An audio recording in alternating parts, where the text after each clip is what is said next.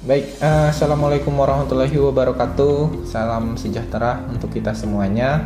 Perkenalkan, nama saya Hadi Fitriansyah, salah satu dosen di program studi Perencanaan Wilayah dan Kota, Fakultas Sains dan Teknik Universitas Bangka Belitung.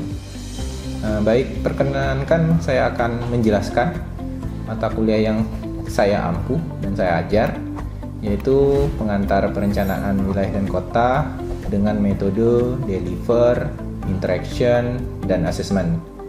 Nah, video ini dibuat untuk memenuhi salah satu persyaratan sertifikasi dosen tahun 2026, yaitu pernyataan diri dosen untuk unjuk kerja Tridharma Perguruan Tinggi PDD UKT PT, khususnya pada aspek pengajaran. Sedikit saya akan menjelaskan deskripsi dan informasi umum dari mata kuliah pengantar perencanaan wilayah dan kota. Pada prinsipnya, mata kuliah pengantar perencanaan wilayah dan kota itu merupakan salah satu mata kuliah wajib bagi mahasiswa program studi perencanaan wilayah dan kota pada semester 1 dengan bobot 3 SKS. Yang pertama, saya akan menjelaskan terkait dengan deskripsi singkat. Pada prinsipnya, mata kuliah ini memberikan wawasan terkait dengan perencanaan wilayah kota itu sendiri melalui berbagai perangkat perencanaan diimplementasikan pada berbagai level, khususnya pada kawasan, kota, maupun wilayah. Materi pembelajaran atau beberapa pokok bahasan dari mata kuliah ini ada 4 poin dan di breakdown di beberapa pokok bahasan, tapi pada prinsipnya 4 poin utama materi pembelajaran dari mata kuliah ini. Yang pertama, definisi dan terminologi serta sejarah ilmu perencanaan wilayah dan kota itu sendiri. Poin kedua, pendekatan sistemik dan berbagai instrumen ataupun teknik dalam proses perencanaan. Poin ketiga, pendekatan dalam proses perencanaan, pedoman yang berlaku di Indonesia serta produk pada bidang perencanaan wilayah dan kota. Dan yang poin terakhir terkait dengan materi pembelajaran, yaitu permasalahan yang terkait dengan beberapa aspek perencanaan wilayah dan kota itu sendiri. Strategi pembelajaran dirancang berbasis student centered learning dengan menekankan keterlibatan aktif mahasiswa melalui yang pertama ceramah interaktif, ada diskusi kelompok, studi literatur, terus ada problem based learning, ada presentasi mahasiswa, dan refleksi individu. Selanjutnya, mata kuliah ini untuk capaian pembelajaran lulusan ada 2. Yang pertama itu menguasai konsep teoritis yang relevan serta prinsip dan proses dalam bidang perencanaan wilayah dan kota, terus mampu menerapkan konsep, prinsip, terus ada proses perencanaan serta menganalisis potensi dan permasalahan dalam konteks keruangan maupun non-keruangan berdasarkan teknik-teknik formulasi rencana. Dilanjutkan dengan turunan dari CPL tadi atau capaian pembelajaran lulusan, ada capaian pembelajaran mata kuliah. Yang pertama, mahasiswa mampu memahami beberapa definisi dan terminologi serta sejarah ilmu perencanaan wilayah dan kota. Terus ada mahasiswa mampu memahami terkait dengan pendekatan sistemik dan berbagai instrumen atau teknik dalam proses perencanaan. Terus mahasiswa mampu memahami terkait dengan pendekatan dalam proses perencanaan, pedoman yang berlaku di Indonesia, serta produk pada bidang perencanaan wilayah dan kota. Dan yang terakhir, mahasiswa mampu menganalisis berbagai permasalahan terkait dengan aspek perencanaan wilayah dan kota. Nah, dalam mata kuliah pengantar perencanaan wilayah dan kota itu sendiri, saya di sini menggunakan beberapa referensi yang akan saya gunakan. Sebagai contoh, itu ada buku dari Peter Hall dengan judul Urban and Regional Planning, edisi yang saya gunakan di edisi 3-5. Terus ada buku berjudul City and Regional Planning dari Richard T. Liggett, itu edisi pertama, dan beberapa NSPM berkaitan dengan penataan ruang. Pada prinsipnya, untuk kegiatan perkuliahan pengantar perencanaan wilayah dan kota dilakukan selama 16 pekan, di mana 7 pekan pertama itu dilakukan sebelum UTS dan 7 pekan selanjutnya itu sampai bertemu UAS di minggu ke-16. Untuk penilaian dari mata kuliah ini ada beberapa komponen yang digunakan.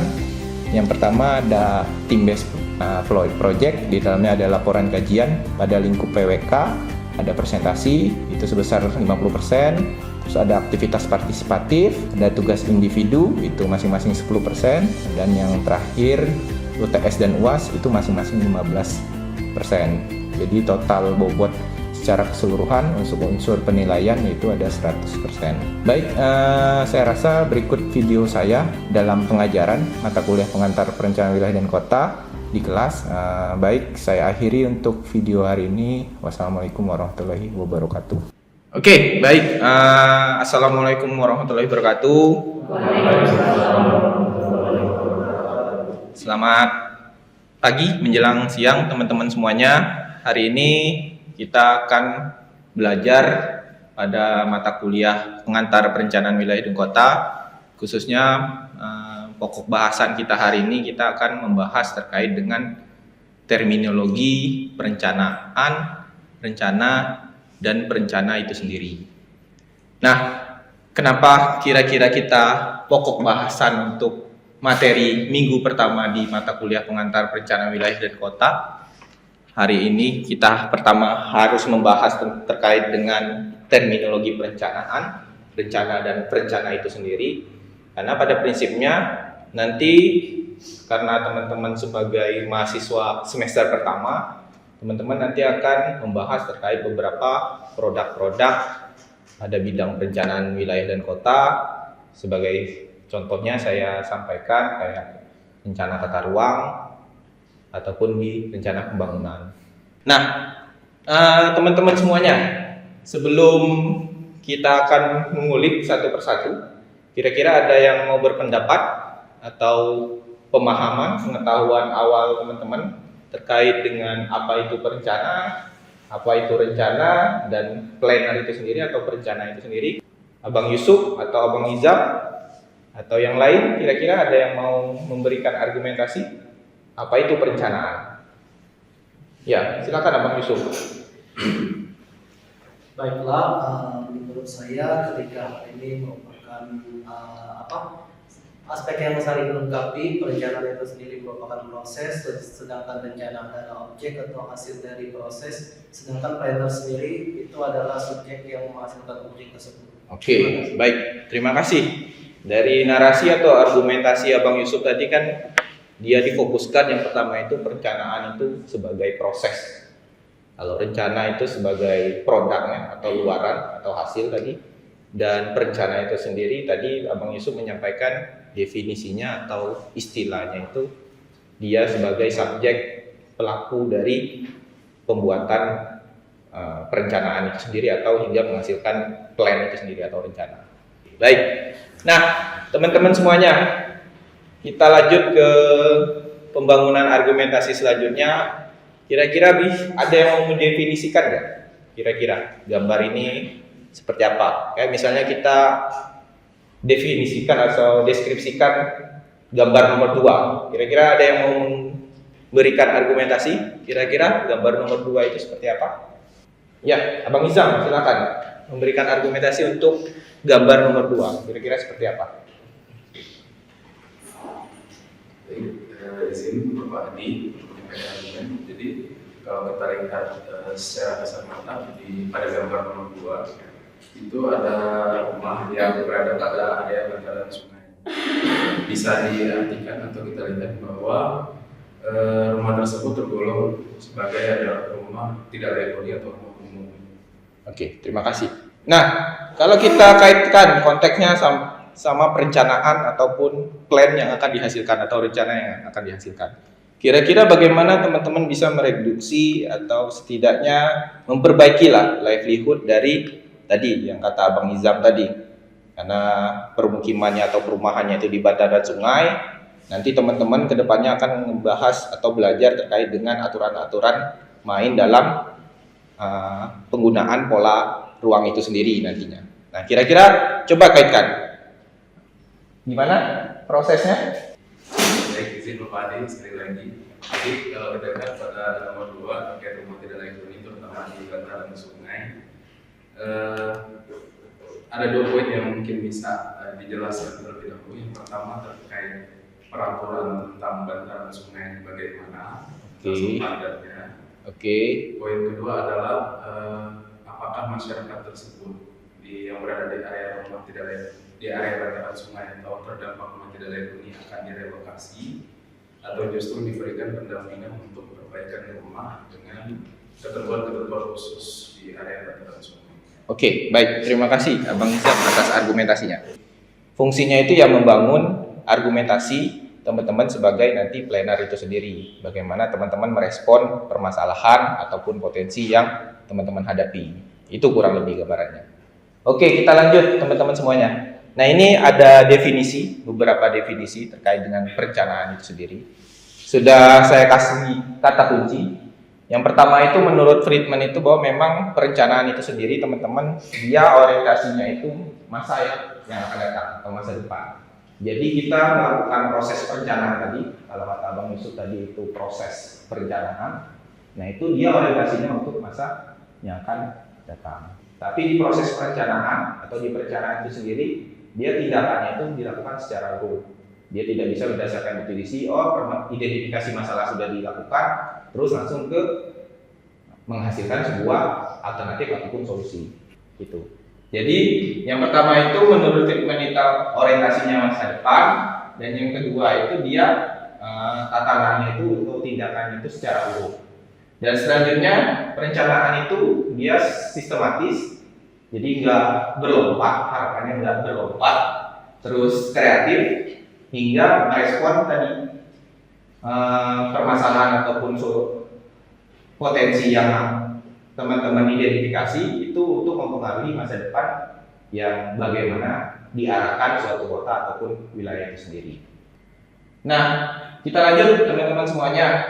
Kalau ngomongin perencanaan itu sendiri, dia sebenarnya ada dua hal yang difokuskan.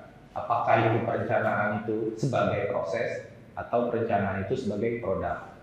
Nah, sebenarnya tadi teman-teman sebagai mahasiswa semester 1 ataupun semester awal, tadi Abang Yusuf menyampaikan argumentasi bahwa memang perencanaan itu ya ada yang sebagai proses, ada yang sebagai produk. Nah, nanti kita akan membahas di materi selanjutnya terkait dengan planning proses itu tahapannya seperti apa. Tapi pada dasarnya teman-teman harus bisa membedakan planning itu bisa terbagi menjadi dua. Apakah dia planning itu sebagai proses, itu ya bagaimana cara merumuskannya itu atau alur atau urutan tindakannya.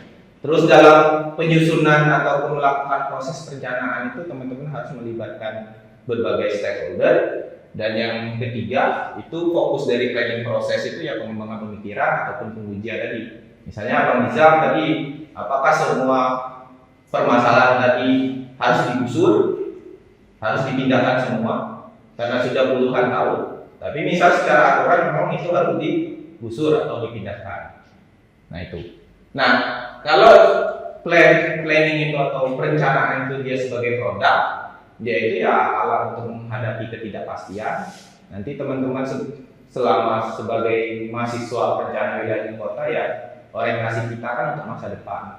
Nah, bagaimana kita memproyeksikan kondisi khususnya struktur dari penduduknya itu sendiri, bagaimana penduduk itu ke depannya jumlahnya berapa dan harus terlayani seperti apa. Nah, itu kan tidak pasti.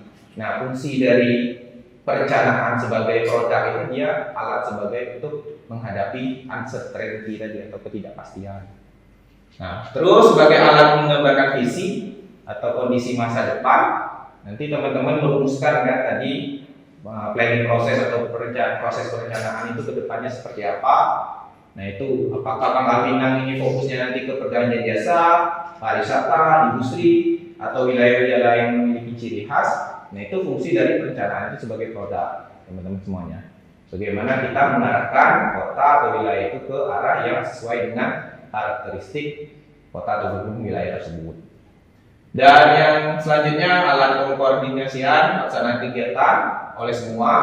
Bahwa memang nanti sifat dari dokumen-dokumen tata ruang, rencana tata ruang ataupun rencana dari pembangunan itu dia komprehensif, dia multi aspek, multi stakeholder yang harus terlibat dalam merumuskan suatu visi ataupun rencana turunannya. Nah, yang terakhir alat untuk menciptakan takdir di masa depan tadi.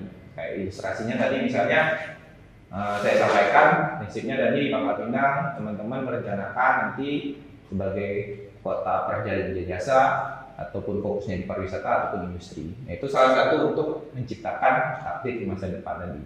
Oh, ternyata jangan-jangan konteksnya kota Pangkal Pinang itu fokusnya bukan ke arah sana, hanya difokuskan misalnya ke arah satu saja, misalnya ke industri manufaktur misalnya. Itu prosesnya tadi di planning proses nantinya. Nah, kalau menurut Rustiadi yang saya ambil literaturnya, itu unsur utama dalam perencanaan itu hal yang ingin dicapai tadi, visi, tujuan, sasaran. Terus poin yang kedua itu unsur utama dalam perencanaan itu bagaimana kita untuk mencapai visi tadi yang sudah ditetapkan ataupun tujuan yang sudah kita tetapkan. Itu. Contohnya misalnya saya ilustrasikan sudah ditetapkan misalnya visinya itu menjadi kota hijau. Nah, maka tujuan sasaran program kebijakannya itu harus disusun untuk mendukung tercapainya visi tersebut. 4 unsur dalam perencanaan itu sendiri. Yang pertama bahwa memang merencana itu berarti memilih. Terus karena apa? Karena sumber daya itu ya terbatas, tidak semuanya kebutuhan itu bisa dipenuhi sekaligus. Tadi misalnya karakteristiknya wilayah itu dataran tinggi, yang nggak bisa aktivitas ruang itu dipaksakan untuk ke wilayah pesisir misalnya. Nah, terus perencanaan itu sebagai alat unsur mengalokasikan sumber daya. Bahwa memang perencanaan itu fungsinya nanti menentukan bagaimana anggaran, lahan, tenaga kerja, dan waktu dimanfaatkan secara optimal. Karena memang nanti kan misalnya untuk mencapai kota Pangkal itu sebagai kota yang merepresentasikan industri, pariwisata, dan perjalanan jasa. Nah, nanti ada diturunkan menjadi beberapa program-program untuk mencapai tujuan tadi misalnya. Nah, itu kan nggak semuanya kalau misal kita memiliki anggaran yang banyak ataupun tidak terbatas, itu kan bisa direalisasikan dalam sekaligus. Tapi pada prinsipnya ya fungsi dari perencanaan itu menentukan nanti skala prioritasnya seperti apa. Apakah nanti difokuskan untuk menstimulasi aktivitas dari industri itu sendiri nanti atau terkait dengan pariwisata. Dan yang ketiga tadi perencanaan sebagai alat untuk mencapai tujuan tadi sudah tergambarkan, dan perencanaan itu untuk masa yang akan datang. Jadi orientasi perencanaan ditekankan sekali lagi, fokusnya itu dia base-nya itu masa sekarang, baseline-nya masa sekarang, tapi nanti untuk difungsikan rencana yang dihasilkan atau plan yang dihasilkan itu untuk masa yang akan datang. Oke, kita lanjut terkait dengan falsafah skema tata ruang yang harus teman-teman ketahui. Pada prinsipnya teman-teman itu sudah tergambarkan secara logika, karena alurnya itu tadi yang saya sampaikan, perencanaan itu alurnya, tindakannya itu urut. Teman-teman sudah bisa memahami lah kira-kira dari jumlah penduduk yang meningkat itu pasti berkontribusi terhadap aktivitas di suatu ruang itu bakal meningkat juga. Itu pasti ada korelasinya. Gak mungkin penduduk meningkat tapi aktivitas ruang itu tidak berkembang. Nah, kayak misalnya logika sederhana yang lebih sederhana lagi, misalnya semakin banyak jumlah penduduk pasti kita kayak misalnya konteks persampahan pasti timbulan sampah juga meningkat. Nah, sama halnya dengan konteks skema falsafah tata ruang itu sendiri, teman-teman semuanya, bahwa memang perkembangan dan pertumbuhan penduduk pasti tumbuh kegiatan dan aktivitas tersebut. Nah, dari tumbuhnya ataupun ada stimulasi dari jumlah penduduk yang meningkat, kegiatan juga meningkat.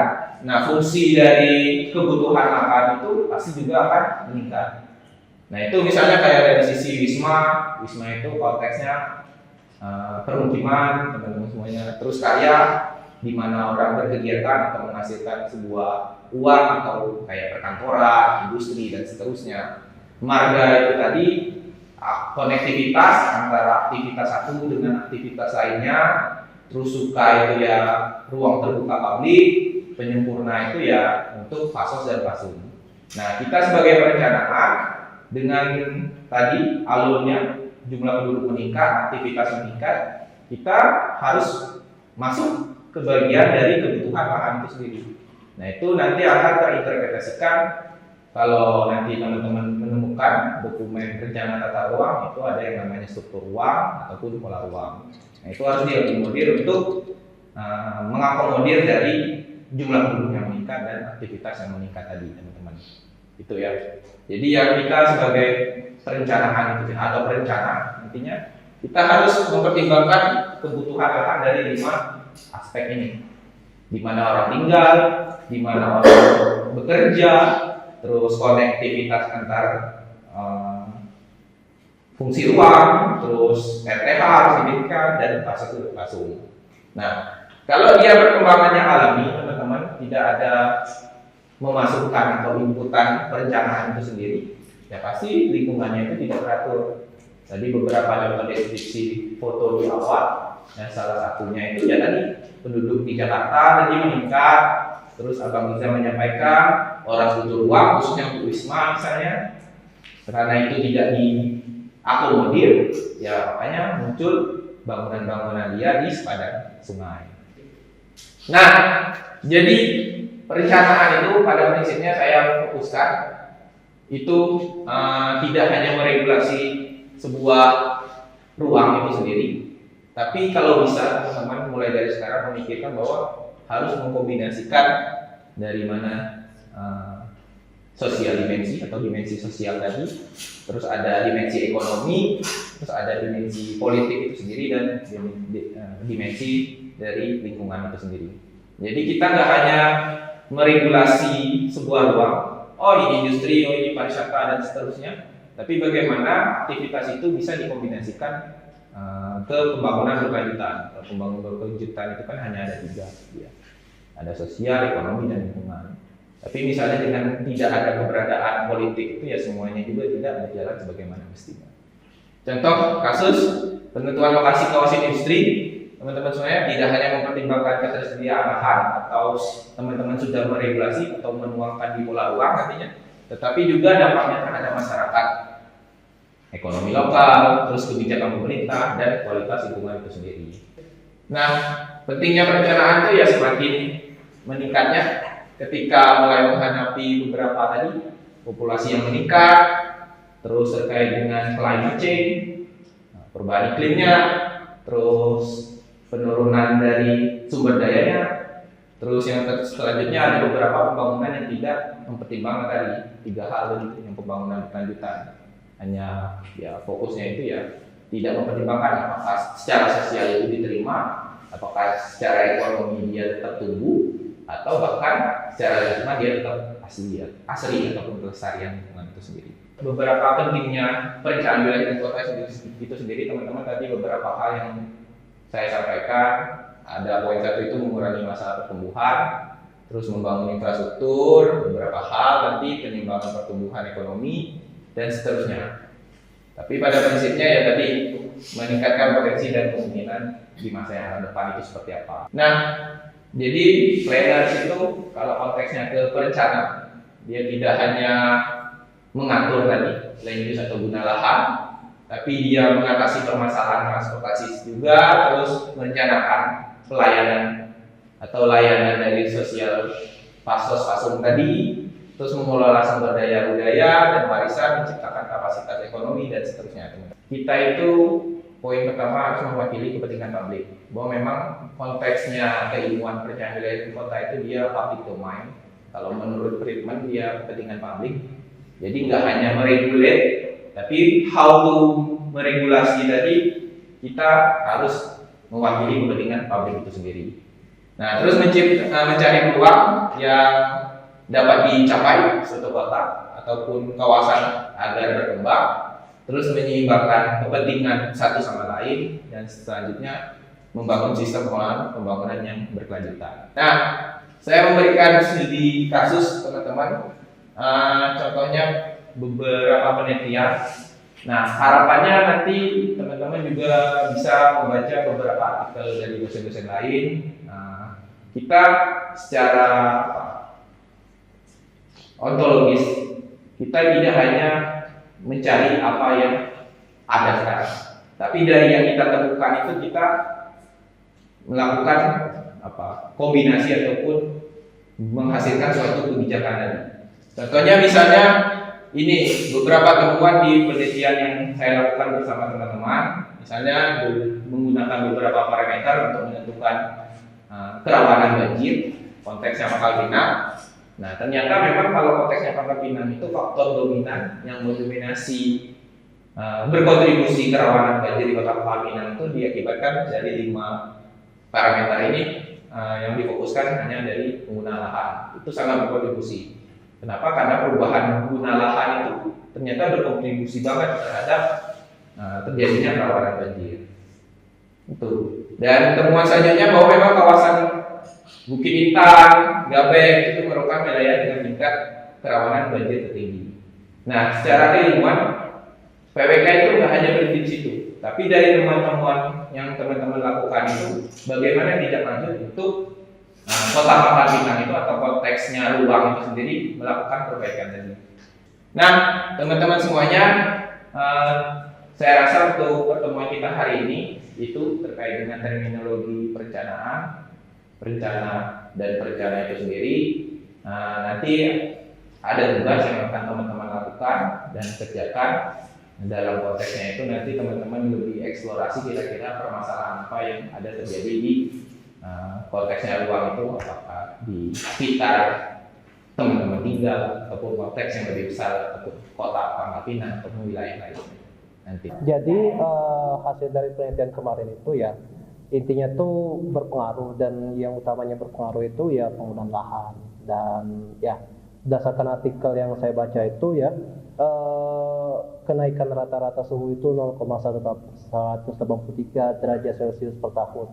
Jadi intinya itu pada Kota Pangkal Pinang terjadi peningkatan suhu dalam 10 tahun terakhir, dan utamanya itu diakibatkan oleh penggunaan lahan. Kalau kita lihat bercermin dari tahun 2025. Nah, jadi teman-teman, menurut teman-teman gimana sih terkait dengan adanya pemindahan ibu kota yang asalnya dari Jakarta ke Kalimantan?